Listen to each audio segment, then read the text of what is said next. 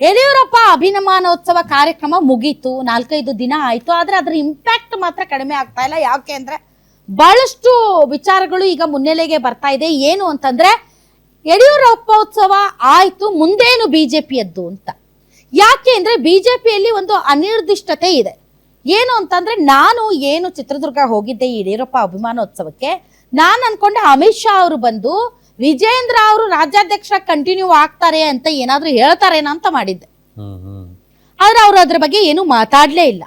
ಹಾಗೆ ನೋಡಿದ್ರೆ ಯಡಿಯೂರಪ್ಪ ಅಭಿಮಾನೋತ್ಸವ ಏನಿದೆ, ತಾವು ನೋಡ್ಬೋದು ಆ ಸ್ವಾಮೀಜಿಗಳು, ಈ ಎಲ್ಲಾ ಸ್ವಾಮೀಜಿಗಳು ಒಂದೇ ವೇದಿಕೆಯಲ್ಲಿ ಕುತ್ಕೊಳ್ಳೋದಿದೆಯಲ್ಲ, ಅದು ಅಷ್ಟರ ಮಟ್ಟಿಗೆ ದೊಡ್ಡ ಸಾಧನೆ ನಿಮ್ಗೆ ಹೇಳ್ತೀನಿ.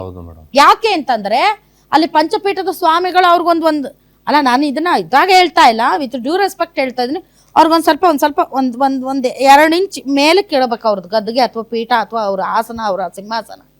ಅಂಥದ್ರಲ್ಲಿ ಯಡಿಯೂರಪ್ಪನವ್ರಿಗೋಸ್ಕರ ಎಲ್ಲ ಜಾತಿ ಸಮುದಾಯಗಳ ಎಲ್ಲ ಸ್ವಾಮೀಜಿಗಳು ಬಂದು ಒಂದೇ ವೇದಿಕೆಯಲ್ಲಿ ಕೂತು ಅವ್ರಿಗೆ ಆಶೀರ್ವಾದ ಮಾಡಿದ್ದಾರೆ.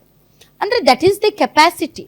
ಈಗ ಅಭಿಮಾನೋತ್ಸವದ ಮೂಲಕ ನನಗನ್ಸಿದ ಮಟ್ಟಿಗೆ ವಿಜಯೇಂದ್ರ ಅವರು ತಮ್ಮ ಶಕ್ತಿ ಪ್ರದರ್ಶನ ಮಾಡಿದ್ದಾರೆ ಅಂತ ನೋಡಿ. ನಾನು ಎಷ್ಟು ಜನರನ್ನ ಸೇರಿಸಬಂತ ಕೆಪಾಸಿಟಿ ನನಗಿದೆ ಅಂತ. ಸುಮಾರು 5 ಲಕ್ಷಕ್ಕೆ ಹೆಚ್ಚು ಜನ, ನಾನು ಮೊನ್ನೆನೇ ಹೇಳ್ತಾ ಇದ್ದೆ, ಸೇರಿಸಿದ್ದಾರೆ. ಮಠಾಧಿಪತಿಗಳು ಬಂದಿದ್ದಾರೆ ಮತ್ತು ಅಮಿತ್ ಶಾ ಅವರನ್ನ ಕರೆಸಿದ್ದಾರೆ.